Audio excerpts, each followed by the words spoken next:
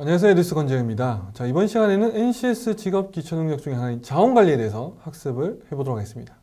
자, 먼저 자원관리가 어떤 능력인지 먼저 확인을 하고요. 그 다음에 이제 자원관리와 관련된 5문제를 풀어보면서 자원관리가 어떤 식으로 출제가 될 수가 있고 어떤 개념들을 좀 알아야 되는지 같이 한번 간단하게 알아보는 시간을 갖도록 하겠습니다.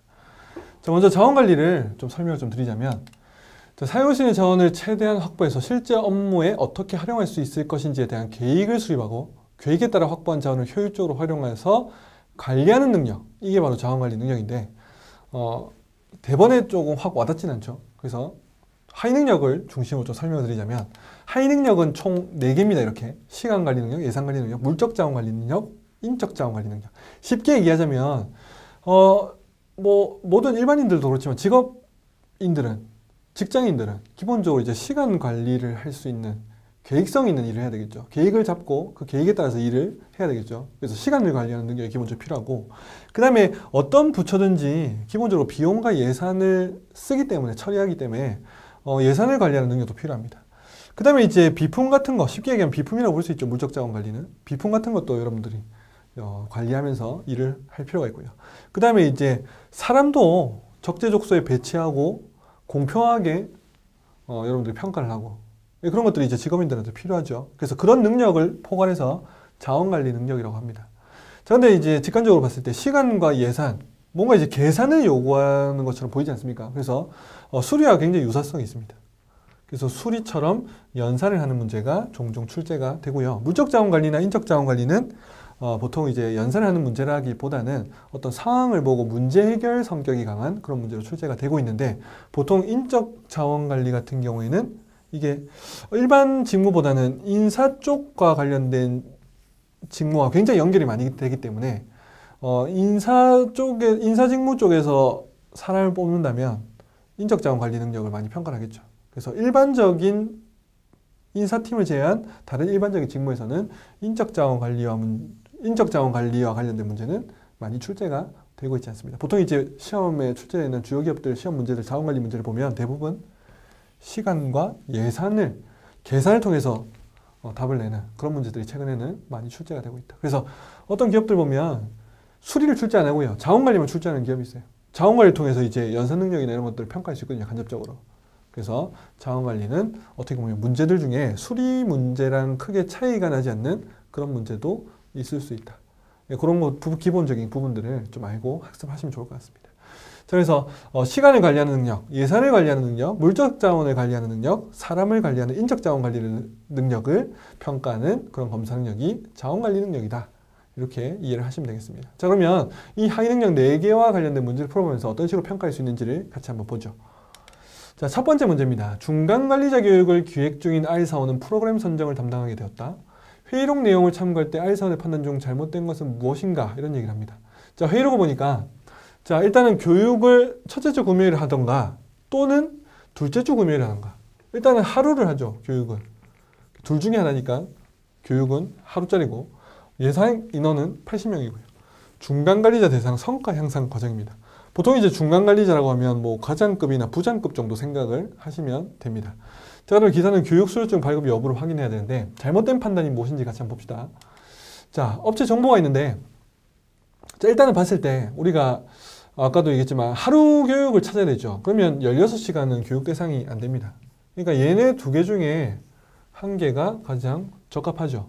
그 다음에 보시면 중간관리자에 적합한 대리는 뭐 중간관리자로 보통 보지 않고 과장, 부장, 과장, 차부장, 중간관리자 대상으로 교육을 할 수 있기 때문에 요 정도 선에서 우리가 교육을 선택하면 되고요. 그 다음에 이제 1인당 비용을 봤을 때 어때요? 80명이었죠. 그러면 얘는 80을 곱하면 대략 예산이 나오고, 얘도 80을 곱하면 대략 예산이 나오죠. 근데 비고를 보면 BAT 별도이기 때문에 1.1%가 붙을 거예요. 그 다음에 단체이기 때문에 80명이면 단체죠. 단체는 별도 문의를 하라고 하죠. 보통 이렇게 별도 문의를 하게 되면 아무래도 80명이면 많은 인원이니까 어때요? 할인을 해줍니다. 그렇기 때문에 협의를 하기 위해서 별도로 문의를 해라, 이런 뜻이겠죠. 자, 이런 걸 봤을 때 R사원은 어떤 판단을 했는지 같이 한번 봅시다. 자, 보기 1번. 해당 정보는 중간관리자들이 참가하기에 적절한 수준의 교육 프로그램들로 정리되어 있다.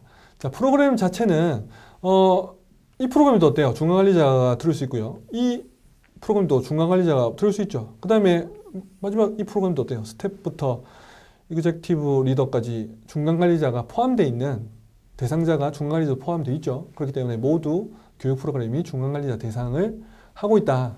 그래서 1번은 적절한 판단이고요. 다음 2번. 이 교육센터는 교육 시간을 고려할 때 적정한 프로그램이 없으니 제외해야겠어. 이 교육센터에서 듣는 교육은 EPL 교육인데 16시간 듣죠. 적당하지 않죠. 그래서 제외하는 게 맞고요. H 리더십 센터에서는 체인지 애니싱 그리고 K 코칭 센터에서는 셀프 이노베이션이 선택 가능하겠고 아까 우리가 미리 좀 확인했는데 두 개가 가능하죠. 그죠? 모두 맞는 판단을 하고 있습니다. 다음 4번. 교육비용 예산을 3천만 원 정도로 배정했으니 충분하겠군. 그런 얘기를 해줘. 자, 그러면 예산을 봤을 때 얘 같은 경우에는 단순히 80 곱하면 3천 넘고요. 얘는 어떻습니까? 3천은 넘지 않지만 3천 가까이 되고 1.1% 하면 어때요? 넘어서죠. 자, 그렇기 때문에 3천이라는 예산은 충분하지는 않아요. 근데 보시면 아시겠지만 비고의 단체 별도 문의가 있습니다. 그러면 충분히 예산을 절약할 수 있죠. 협의를 통해서. 자, 그러니까 4번 자체는 협의를 통해서 어느 정도 3천 안으로 예산을 만들 수 있지만 정확한 정보는 아니기 때문에 협의를 해봐야 되는 상황이기 때문에 정확한 판단이라고 보긴 좀 힘들죠. 그래서 4번이 정답이라고 될 수가 있어요. 그러니까 충분하진 않죠. 예산 자체가. 자, 다음 5번. 업체 측에 연락해서 해당 날짜 교육이 가능한지 그리고 교육수료증 발급 여부가 되는지를 확인해 보는 게 당연히 좋겠죠. 회의록을 봤을 때. 그래서 가장 적절한 정답은 4번이 될 수가 있다. 자, 그러면 이게 이제 직업인들의 예산 관리 능력을 물어보는 그런 문제라고 볼 수 있는 거예요. 자, 그러면 예산에 대해서 여러분들 좀 알고 있어야 되는데 예산에 대해서 좀 설명을 드리자면 자, 예산을 구성하는 요소는 일단 직접 비용이 있어요. 서비스를 창출하기 위해 직접 소요되는 비용. 보통 이제 재료비나 원료 장비, 시설비, 인건비, 여행 및 잡비 이런 것들이 직접 비용이죠. 그러니까 서비스를 창출하기 위해서 직접적으로 들어가는 비용을 직접 비용이라 한다. 그 다음에 이제 간접 비용이라는 게 있는데 생산에 직접 관여되지 않는 그런 비용으로서 보통 이제 보험료라든지 보험료를 안 들었다고 해서 생산과 뭐 연결되지는 않죠. 건물 관리비도 마찬가지고 그 다음에 광고비, 통신비도 생산에는 직접 관련이 없기 때문에 간접 비용이라고 하죠. 근데 이제 돈이 들 수밖에는 없기 때문에 비용이 비용인데 간접 비용이다. 자, 그러면 예산 관리 같은 경우에는 자, 실제 비용보다 책정 비용이 작을 경우에는 경쟁력이 떨어집니다.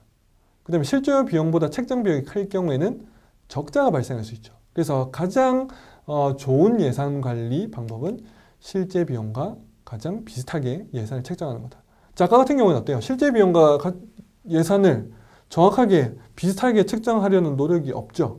그러니까 예산을 책정하려면 대략적으로 3천이면 적정하겠군. 이건 굉장히 위험한 생각이라는 거예요. 전화를 해서 우리가 80명을 교육을 들을 건데 어느 정도의 비용이 발생하냐, 어느 정도 할인을 받을 수 있냐. 그러면 어느 정도가 가능하다. 그럼 거기에 맞춰서 예산을 정확하게 책정을 해야 된다는 거예요. 근데 지금은 대략적으로 3천 정도면 충분하겠군 이런 아주 위험한 생각을 하죠. 그래서 4번이 올바르지 않은 판단이 된다는 거예요. 자, 그래서 이런 내용들은 암기할 필요는 없는 내용이고 읽으면서 좀 이해를 하시다 보면 이런 관련 문제가 나왔을 때 충분히 적용을 하실 수 있을 거다. 그래서 이런 내용들을 조금 참고해서 이런 문제들은 접근을 좀 하시면 되겠습니다.